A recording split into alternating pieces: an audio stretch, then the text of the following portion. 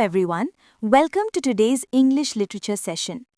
Today we're traveling far back in time to 7th century England to meet Caedmon, the first English poet. Why is Caedmon important?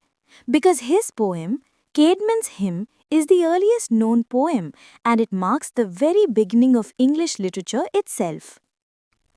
Caedmon lived in Northumbria, in northern England, during the Anglo-Saxon period. It was a time when Christianity was spreading and the local people spoke Old English.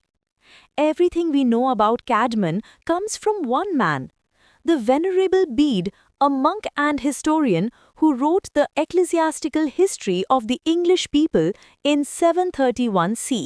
The story of Caedmon. Bede tells us that Caedmon was not a poet or a scholar. He was a simple cowherd working at the Whitby monastery under Abbess Hilda. During feasts, people sang songs with a harp, passing it around. But Caedmon always slipped away quietly because he didn't know how to sing. One night, when he went to sleep in the stable, he had a divine dream. An angel appeared and said, "Caedmon, sing me something. Sing about the beginning of created things." Caedmon said, "I cannot sing." But the angel said, "You must." And then miraculously, words came to him. He began to sing verses praising God, the Creator. When he woke up, he remembered every word. And the monks realized that a simple cowherd had become a poet inspired by God. About Caedmon's Hymn. The poem he composed is called Caedmon's Hymn. It begins like this. Nu, skulon, herigen, hevon, riches, ward. Meaning, now we must praise the guardian of the heavenly kingdom. This short hymn praises God as the creator of heaven and earth, the one who shaped the world for mankind. It's written in Old English, in the Northumbrian dialect, and follows the Anglo-Saxon alliterative verse form.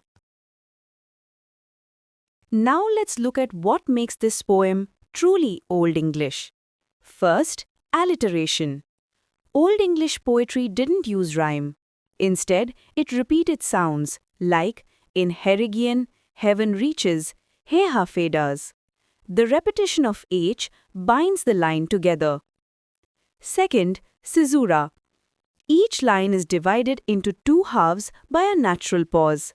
For example, now skullen Herigian, heaven reaches ward. Third, kennings. These are beautiful compound metaphors, like heaven kingdom's guardian or measurer for God. And finally, the theme, pure devotion, humility, and divine creation. It's not heroic or warlike, but deeply spiritual. Significance. So why is Caedmon so significant? Because he marks the birth of English literature. Before him, poetry was about warriors, battles, and pagan gods. After him, poetry became a medium of faith and worship.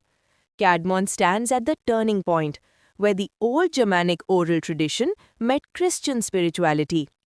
In fact, he is often called the father of English sacred poetry. If we compare, Caedmon is to English literature what Valmiki is to Sanskrit literature. Both were ordinary men chosen by divine grace to compose immortal verses. Exam relevance. Caedmon is the first English poet. Only source, Bede's Ecclesiastical History.